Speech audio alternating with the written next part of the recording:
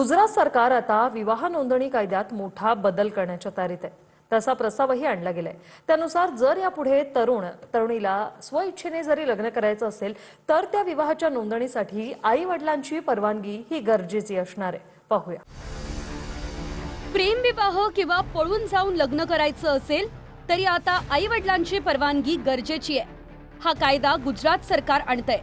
प्रस्तावित सुधारणेनुसार आता गुजरातमध्ये कुणी प्रेम विवाहासाठी अर्ज केल्यास मुलगा आणि मुलीच्या आई वडिलांच्या व्हॉट्सअॅपवर तसं सूचित केलं जाणार आहे। त्यानंतर अर्जाच्या 40व्या दिवशी जोडप्याला लग्नाचं प्रमाणपत्र मिळेल।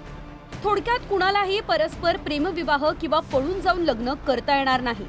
याची माहिती सरकार तुमच्या पालकांना कळवेल। यावर आम्ही प्रेमविवाहाच्या विरोधात नाही, मात्र जर मुलीची फसवणूक होत असेल तर त्यापासून संरक्षण म्हणून हा बदल करतोय, असं स्पष्टीकरण गुजरातचे उपमुख्यमंत्री हर्ष संघवी यांनी दिलंय।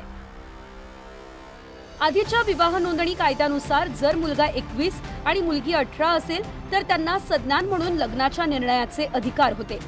नव्या कायद्यानुसार जोडप्यांना आता विवाह नोंदणीसाठी पालकांना कळवणं बंधनकारक असेल। आधी जोडप्याच्या विवाह नोंदणीची प्रक्रिया सोपी होती। आता विवाहाचा अर्ज मिळाल्यानंतर अधिकारी पुढच्या 10 दिवसात पालकांना त्याची माहिती देतील आणि त्यानंतर पुढची प्रक्रिया सुरू होईल। मात्र जर पालकांनी लग्नाला परवानगीच दिली नाही तर काय, याची अद्यापही स्पष्टता मिळालेली नाही। कारण एकीकडे कायद्यानुसारच सज्ञान पुरुष किंवा महिलेला जोडीदार निवडीचं स्वातंत्र्य आहे आणि दुसरीकडे गुजरात सरकारनं त्याच निवडीसाठी पालकांच्या परवानगीची अट सक्तीची केली आहे। या आधीपर्यंत मिया बीबी राजी तो क्या करेगा काजी अशी म्हण होती।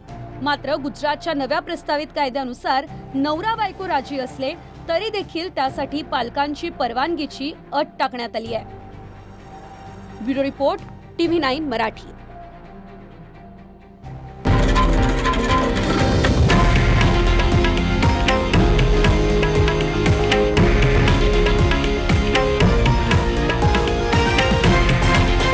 हे आहे देशातील नंबर 1 न्यूज नेटवर्क आणि आपण पाहत आहात TV9 मराठी, एकमेव।